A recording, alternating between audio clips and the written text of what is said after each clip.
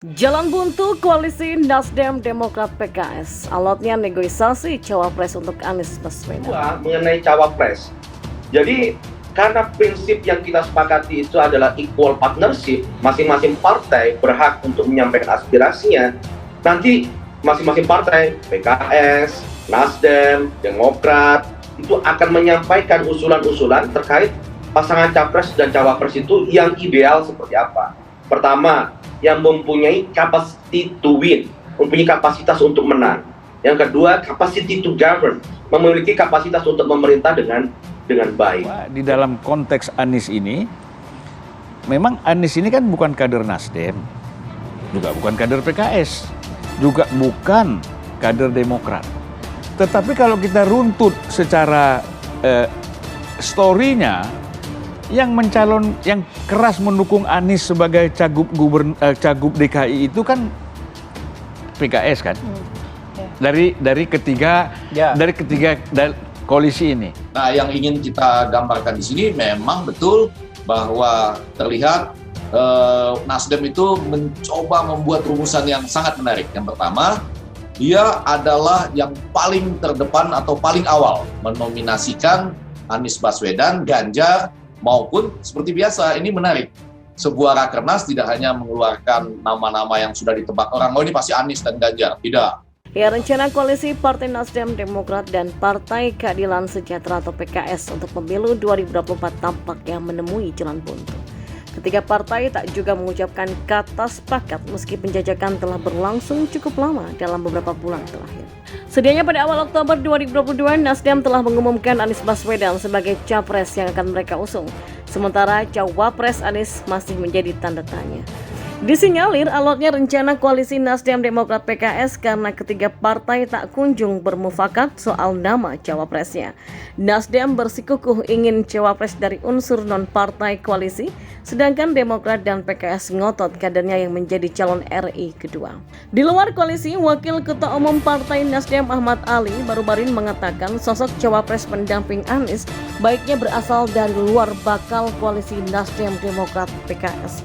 Namun begitu, ia menegaskan bahwa Nasdem tetap menghormati mekanisme di internal Demokrat dan juga PKS. Partai Nasdem juga punya pandangan bahwa sebaiknya kita ambil cawapres dari luar partai koalisi, kata Ali saat dihubungi. Menurut Ali, jika partai mendorong tokoh internal untuk menjadi cawapres, hal ini beresiko merugikan koalisi yang dibangun. Meski tak mudah, rencana koalisi Nasdem Demokrat PKS masih terus diupayakan. Ketua DPP Partai Nasdem Willy Aditya mengatakan partainya bersama Demokrat dan PKS membentuk suatu tim kecil untuk mematangkan rencana koalisi. Dalam pertemuan tim kecil tersebut beberapa waktu yang lalu ada sejumlah hal penting yang dibahas termasuk soal nama cawapresnya. Ada beberapa hal yang penting yang dibahas dalam pertemuan tersebut seperti kriteria pasangan cawapres yang cocok mendampingi Anies Rashid Baswedan, kata Willy.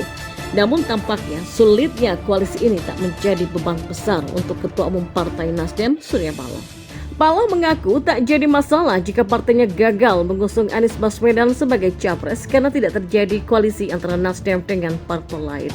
Dia mengatakan Nasdem tidak terbebani dengan rencana koalisinya bersama Demokrat dan PKS. Oh ya, apa boleh buat, nggak ada masalah, kita nggak ada beban yang tinggi sekali, nggak ada beban. Jangan dipikir ini hidup matinya Nasdem, tapi hak-hak konstitusional jangan dikurangin satu sama lain, kan itu yang kita mau. Ujar Paloh di Nasdem Tower. Ya, sementara itu Direktur Lembaga Kajian Politik Nusakom Pratama Aji Junaidi menilai sulitnya mewujudkan koalisi Nasdem, Demokrat, dan PKS tidak lain karena masing-masing partai berkeras hati dengan ego mereka. Demokrat ngotot ingin AHY menjadi cawapres, sedangkan PKS tidak mau mengalah mengajukan nama Ahmad Heriawan. Sementara Nasdem kukuh pada pendiriannya untuk mengusung cawapres di luar ketiga partai. Jika cawapres diambil dari salah satu kader Demokrat atau PKS, kata Ari, maka justru rencana koalisi ketiga parpol bisa bubar karena munculnya kecemburuan salah satu partai. Ya, kalau nggak ada titik temu, maka ada baiknya ditempuh dengan cara win-win solution, yaitu mencari pasangan pengantin bagi Anies di luar cawapres yang nggak diusulkan Demokrat ataupun PKS, kata Ari. Masih menurut Ari, Nasdem harus menekan keinginan PKS dan Demokrat karena hanya nama Anies yang menjual. Sementara cawapres yang diusung oleh Demokrat ataupun PKS tak seberapa elektabilitas dan popularitasnya. Surya Paloh pun juga mesti lebih tegas menentukan cawapres dari luar koalisi untuk menutup kelemahan Anies Baswedan yang selama ini dilabeli sebagai sosok anti toleransi dan antitesis Jokowi.